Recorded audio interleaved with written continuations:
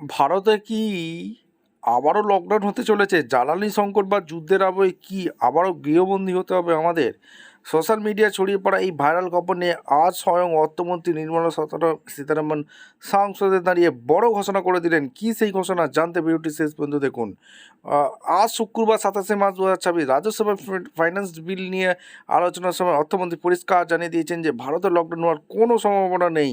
তিনি এই ধরনের খবরকে ভিত্তিহীন গুজব বলে উড়িয়ে দিয়েছেন। তিনি বলেন, প্রতিবেশী দেশগুলোতে জ্বালানি সংকট বা মূল্যবৃদ্ধি হলেও ভারতের পরিস্থিতি সম্পূর্ণ নিয়ন্ত্রণে। সরকার পেট্রোল ডিজেলের দাম নিয়ন্ত্রণ রাখতে শুল্ক কমানোর সিদ্ধান্ত নিয়েছে এবং আগামী 60 দিনের পর্যন্ত পর্যাপ্ত তেলের মজুদ নিশ্চিত করেছে। অর্থমন্ত্রী উদ্বেগ প্রকাশ করে বলেছেন, কিছু রাজনৈতিক নেতা মানুষের মনে অহেতুক আতঙ্ক তৈরি করেছেন। তিনি জনগণকে আশ্বস্ত করে জানিয়েছেন, করোনাকালের মতো কোনো লকডাউনের পরিকল্পনা সরকারের নেই। কেন্দ্রীয় সরকার এবং রাজ্য সরকারগুলি একযোগে কাজ করছে যাতে সাধারণ মানুষের প্রয়োজনীয় জিনিসের যোগানে কোনো ঘাটতি না হয়। সুতরাং লকডাউনের খবরটি সম্পূর্ণ মিথ্যে, অহেতুক আতঙ্ক হবেন না এবং গুজব ছড়াবেন না।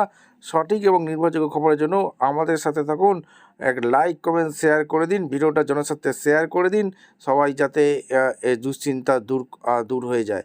ভিডিওটা দেখার জন্য অসংখ্য ধন্যবাদ। দেখা হচ্ছে কোনো পরবর্তী ভিডিও। ধন্যবাদ।